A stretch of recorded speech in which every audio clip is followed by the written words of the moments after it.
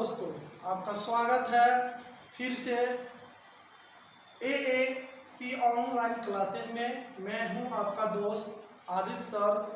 पिछली वीडियो मैंने English grammar पर बनाया था और इस बार वीडियो मैं लेकर आया हूं हिंदी व्याकरण, जो कि बहुत ही मज़ेदार और एक सुनहरा, जो बच्चों के दिल को छू जाने वाला है। आज वैसा टॉपिक लेकर आया हूं और आप अपने दिल थाम कर इस वीडियो को शांत माहौल में बैठकर देखिए। मैं इस बात का गारंटी देता हूं कि अगर इस बार आपको व्याकरण नहीं आया तो फिर मेरा वीडियो डिलीट कर दीजिएगा। इस बार का बेसिक जो कंसेप्ट मैं आपको देने वाला हूं वो एक समझिए कि काबिल तारीफ वीडियो देने वाला हूं। जो नॉलेज आपके पास है उससे बेटर नॉलेज देने की कोशिश करूंगा इस वीडियो में। तो आइए मैं इस टॉपिक में क्या पढ़ाने वाला हूं और क्या क्या चीज़ आपको बताऊंगा इस टॉपिक में, इस बोर्ड पर स्क्रीन पर आपको दिखाई दे रहा होगा।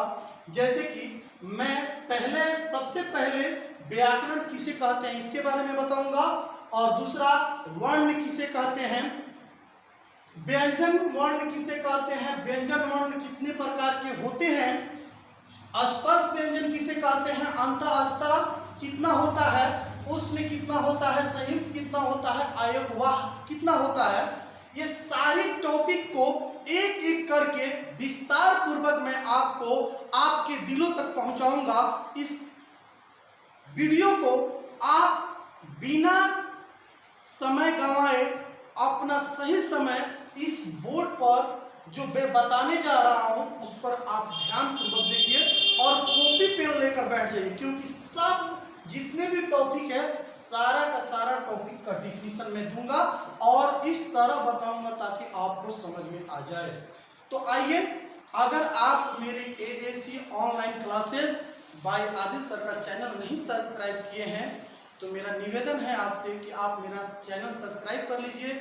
इसमें 6 to 12th क्लास तक का सिलेबस ऑल सब्जेक्ट पढ़ाया जाएगा।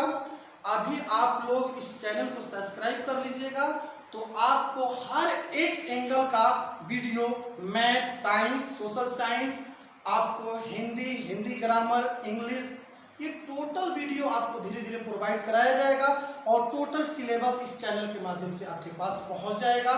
इसलिए आप इस वीडियो को लाइक शेयर जरूर करिए और सब्सक्राइब कर लीजिए। आइए दोस्त, बिना समय गंवाए मैं आपको इस वीडियो की तरफ आगे लेकर चलता हूं और अपने टॉपिक की तरफ। ये देखिए, इस सबसे पहला टॉपिक हम जो शुरू करने जा रहे हैं उसका नाम है हिंदी व्याकरण।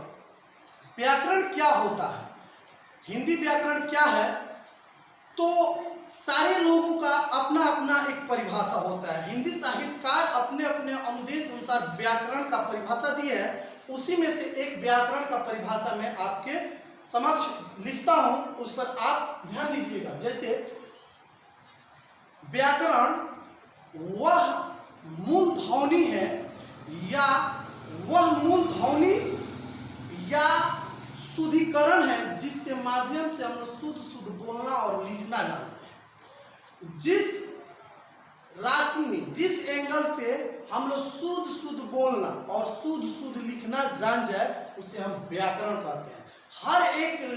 हर एक लिपि में, हर एक भाषा में उसका अलग अलग व्याकरण होता है। जैसे अगर आप संस्कृत पढ़ते हैं तो संस्कृत का व्याकरण संस्कृत के माध्यम से दिया जाएगा, इंग्लिश पढ़ते हैं तो इंग्लिश का व्याकरण अलग होता है, हिंदी का व्याकरण अलग होता है, उर्दू पढ़ते हैं उर्दू का व्याकरण अलग होता है। उसी तरह हिंदी का, यानी व्याकरण वह मूल ध्वनि है जिसे हम लोग शुद्ध लिखना और पढ़ना जानते हैं, उसे हम लोग व्याकरण कहते हैं। तो आइए दोस्त, यहाँ आपको उसका परिभाषा लिख के मैं दिखाता हूं कि व्याकरण वह मूल ध्वनि है जिसके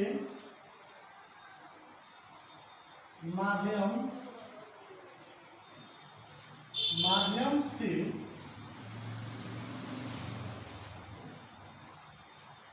शुद्ध शुद्ध बोलना तथा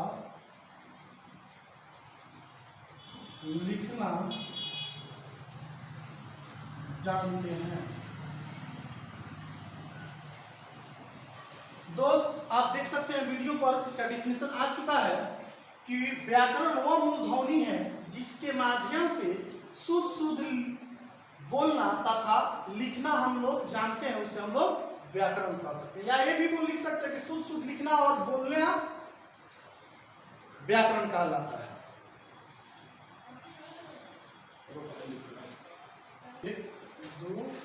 व्याकरण का जो परिभाषा है वो आपके समक्ष दे दिया गया है, और अगर आपको कोई दिक्कत हो रहा है या कोई भी बात है तो आप कमेंट करके पूछ सकते हैं।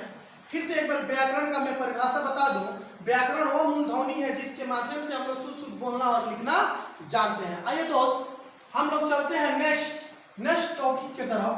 अब आता है कि व्याकरण में सबसे पहला, हिंदी व्याकरण में सबसे पहला टॉपिक जो आता है उसे हम वर्ण कहते हैं।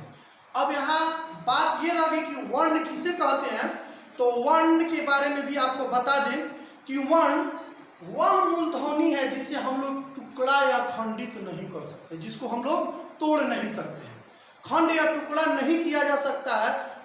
यानी वर्ण वह मूल ध्वनि है जिसे हम टुकड़ा नहीं कर सकते या खंडित नहीं किया जा सकता है। जैसे आप लोग देख सकते हैं कि ये जो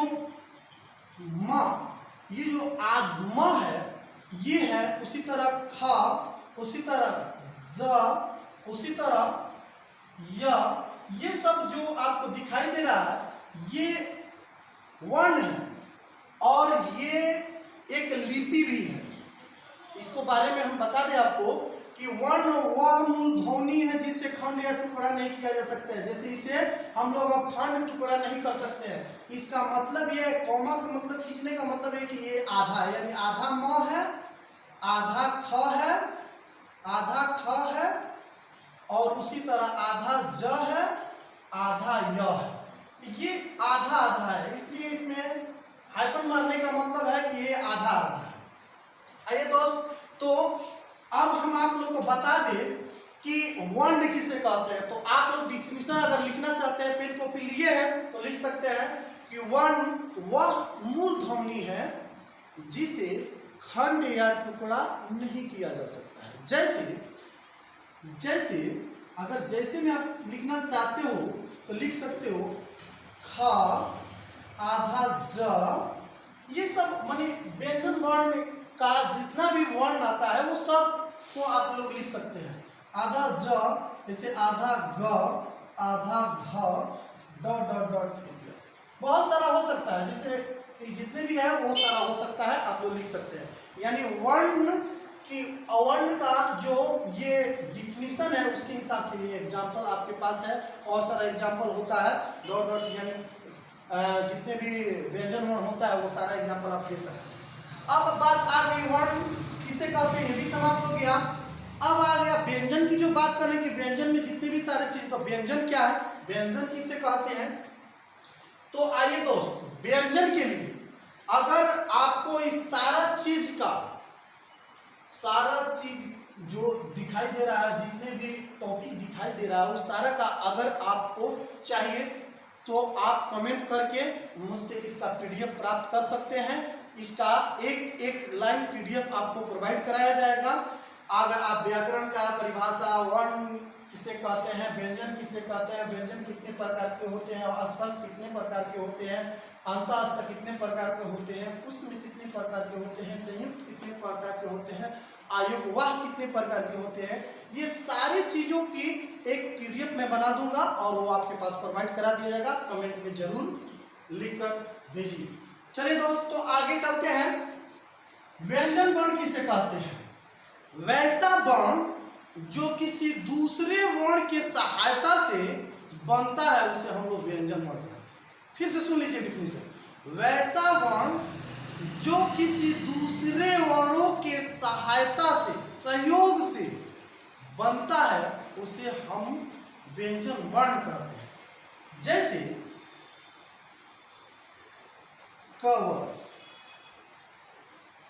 मतलब का, खा, गा, घा, अंग, चौवर, चौवर, चा, छा, जा, झा, इया, टा, वर्ग, टा, ठा, डा, ढा, आड़ा, ता, तावर। इसी तरह तावर होगा, इसी तरह पावर होगा। देखिए क्या होता है कि बहुत सारे टीचरों को ये बात मालूम नहीं होता है। मालूम नहीं होने का क्या मकसद, अधिकांश टीचर ये कहते हैं बच्चों से कि बाबू क ख ग घ पढ़ के सुनाओ, क ख ग घ। अब वो बच्चा जानता है क ख ग घ, क्योंकि उसका शुद्ध नाम तो हम लोग जानते ही नहीं है। उसका शुद्ध नाम होता है क वर्ग, च वर्ग, ट वर्ग, त वर्ग और प वर्ग। ये वर्ग होता है, और ये वर्ग क्या है, कैसे है, सारा बात हम बताएंगे अभी। तो आप लोग जान जाइए कि क ख ग घ का नाम है क वर्ग, च छ ज झ का नाम है च वर्ग, ट ठ ड ढ का नाम है ट वर्ग, त थ द ध का नाम है त वर्ग, प फ ब का नाम है प वर्ग।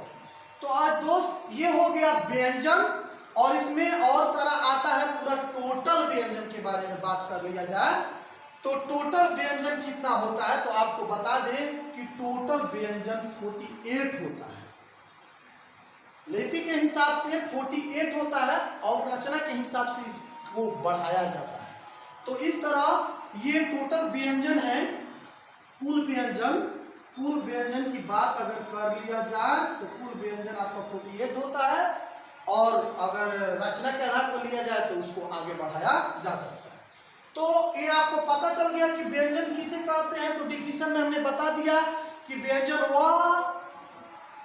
व्यंजन उसे कहते हैं जो दूसरे वर्ण से, वह वर्ण जो दूसरे वर्णों के मेल से बनता है, तैयार होता है, उसे हम लोग व्यंजन वर्ण कहते हैं। जो जैसे में एग्जाम्पल आपके सामने है, ठीक है। और व्यंजन वर्ण के बारे में एक और खासियत आपको बता देते हैं। व्यंजन वर्ण जितने भी होते हैं सारा अशुद्ध होते हैं। इतने कौन सी होते हैं, अशुद्ध होते हैं। खूब बढ़िया से सुनिएगा, जितने हम लिखे हैं ना बोर्डवा पर, ये बोर्डवा पर का ऐसा नहीं है। अरे बहुत लोग से पूछिएगा ना तो ये दिमाग से उसका उतर जाता है लोगों का, ये अशुद्ध है। और ये जो है ना ऊपर जो हम एग्जाम्पल में पहले दिए, ठीक है, ये जो हम वर्ण के बारे में बताए, वर्ण के बारे में, ये शुद्ध है, ये शुद्ध है, ये शुद्ध है और ये अशुद्ध है। आपको जानकारी के लिए बता दें कि बोर्डवा पर जितना दिखाई दे रहा है उसमें ये क वर्ग, च वर्ग, ट वर्ग, त वर्ग और प वर्ग जो दिखाई दे रहा है ये अशुद्ध है बाबू, अशुद्ध है। शुद्ध तब होगा, ये काहे अशुद्ध है, तो एक झलक थोड़ा इधर भी ध्यान दे दीजिए। इधर देखिए काहे अशुद्ध है, क्योंकि ये जो क है ना, ये दो वर्णों के मेल से बना है, दो वर्णों के मेल से बना है। और कौन कौन सा वर्ण मिल के बना है बाबू, देखिए ना, आधा क इस तरह लिखिए तो, चाहे इसको पूरा लिख के ऐसे खींच दीजिए तो, ये आधा क आप फिर स्वर वर्ण के अ मिल के क का निर्माण होता है। और ये दो वर्णों के मेल से जो अभी डिफिनिशन बोले हैं ना, वही डिफिनिशन को तो काम करना है। ये दो वर्णों के मेल से, दो वर्णों के मेल से जो तैयार होता है, जो दूसरा तीसरा वर्ण तैयार होता है, उसको हम लोग व्यंजन वर्ण कहते हैं। तो वही तो है, यानी इसका मतलब है कि ये दो वर्ण मिलावट हो गया, ये मिलावटी है, तो इसलिए ये अशुद्ध है और ये शुद्ध है, क्योंकि ये इसमें मिलावट नहीं है। अब जब मिलावट नहीं है तो शुद्ध है, और जिसमें मिलावट आ जाता है वो अशुद्ध हो जाता है। तो इस तरह देखिए कि ये जो क है ये अशुद्ध है, और इसको शुद्ध करने के लिए इसमें से अ को बाहर जब निकाल देंगे बाहर, तो ये जो बच जाएगा तो ये शुद्ध वर्ण बच जाएगा, जिसको हम लोग वर्ण कहते हैं। तो हमें मुझे उम्मीद है कि मैं जो ये टॉपिक बता रहा हूँ, मुझे इस पूरा कॉन्फिडेंस के साथ मैं कह सकता हूँ कि ये बात आपको समझ में आ रहा है। और बहुत ही खुशी है और बहुत मैं अपने आप को हैप्पीनेस महसूस कर रहा हूँ कि मेरे चैनल पर आप उस टॉपिक को पढ़ रहे हैं जो फी देने के बाद भी वो टीचर नहीं पढ़ा पाता है, जो मैं आपको फ्री ऑफ कॉस्ट इस चैनल के माध्यम से आपके पास पहुंचा रहा हूं। तो ये शुद्ध वर्ण नहीं है, जो क है, च है, ट है, त है, प है, ये अशुद्ध वर्ण है। इतना ध्यान में रहना चाहिए, अशुद्ध है। इसको शुद्ध बनाने के लिए इसका संधि विच्छेद कर दिया जाता है और विच्छेद किया जाए तो इसमें से स्वर वर्ण बाहर निकल जाएगा और बच जाएगा, वो हमारा शुद्ध वर्ण हो जाएगा। तो आइए, आपको ये भी पता चल गया कि वर्ण किसे कहते हैं और उसके एग्जाम्पल पर, ये आपका एग्जाम्पल है। आगे अगले टॉपिक में चलते हैं और अगले टॉपिक में चलने से पहले आप ध्यान दीजिए। आइए दोस्तों, फिर अगले टॉपिक की तरफ चलते हैं कि व्यंजन वर्ण कितने प्रकार के होते हैं। तो आपको बता दें कि व्यंजन वर्ण 3 भागों में बांटा गया है। व्यंजन वर्ण को 3 टाइप्स में बांटा गया है और रचना के हिसाब से इसको 5 भागों में बांटा गया है।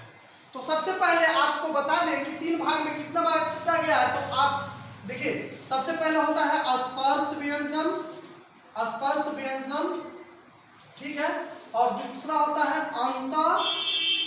अंतःस्थ व्यंजन, ठीक, अंतःस्थ व्यंजन होता है, और तीसरा होता है उष्म व्यंजन, उष्म व्यंजन, उसमें व्यंजन होता है। ये 3 प्रकार के व्यंजन को बांटा गया है। व्यंजन को 3 टाइप्स में बांटा गया है और जो तीनों टाइप्स है ये आपके सामने हैं, 3 टाइप। अब रह गई बात कि 3 टाइप और रचना के आधार पर कौन कौन बांटा गया है।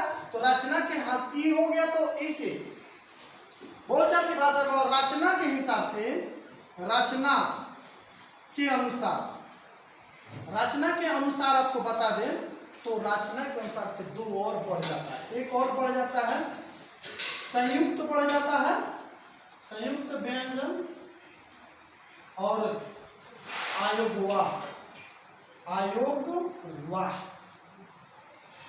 ये आयोगवाह, ये 5 हो जाता है।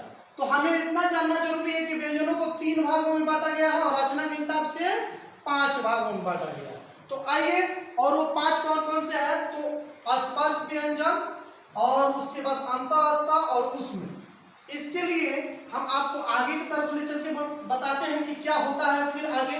तो आगे आ जाइए, देखिए इसके यहाँ एक टॉपिक कितने प्रकार के होता है। तो 3 प्रकार के होते हैं, स्पर्श व्यंजन, अंतः, उष्म। अब आ गया स्पर्श व्यंजन किसे कहते हैं। तो स्पर्श व्यंजन, स्पर्श व्यंजन वह व्यंजन है जैसे क वर्ग, च वर्ग, त वर्ग, प वर्ग, यानी स्पर्श व्यंजन क वर्ग, च वर्ग और त वर्ग, ट वर्ग को स्पर्श व्यंजन कहते हैं। अब यहाँ ये आपको आपके सामने ये खत्म हो गया कि स्पर्श व्यंजन किसे कहते हैं। तो क वर्ग, च वर्ग, ट वर्ग और त वर्ग और प वर्ग को स्पर्श व्यंजन कहते हैं।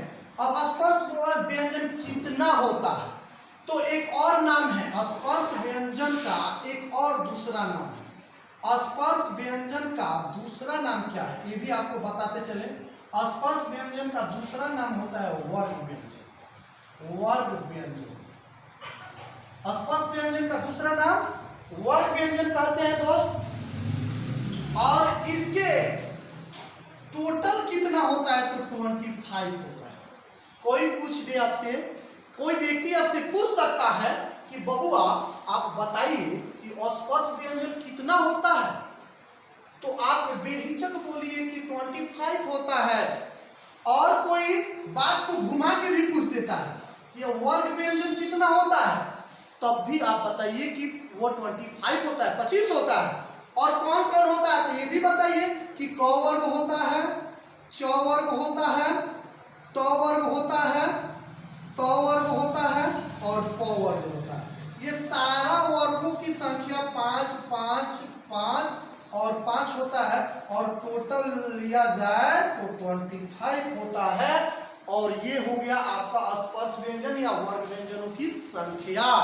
आगे चलते हैं हम अगले टॉपिक की तरफ, अंतःस्थ वर्ण कितना होता है, तो दोस्त आपकी जानकारी के लिए बता दें कि अंतःस्थ वर्ण होता है 4। अंतःस्थ वर्ण होता है 4। कौन कौन होता है, तो ये य, र, ल और व, ये अंतःस्थ वर्ण होता है जो कितने होते हैं, 4 होते हैं। तो कोई व्यक्ति पूछता है कि अंतःस्थ वर्ण कितना होता है, तो अंतःस्थ वर्ण होता है 4। अब ये नेक्स्ट टॉपिक की तरफ। नेक्स्ट टॉपिक में पूछा सवाल गया है कि ऊष्म वर्ण कितना होता है, तो ऊष्म वर्ण भी 4 होता है। एक होता है तालाबे सा, मूर्धन सा, तालाबे सा, मूर्धन सा, दन सा और ह, ये होता है ऊष्म व्यंजन। और ये ऊष्म व्यंजन कितना होता है, तो दोस्त ये भी 4 ठो ही होता है ऊष्म व्यंजन।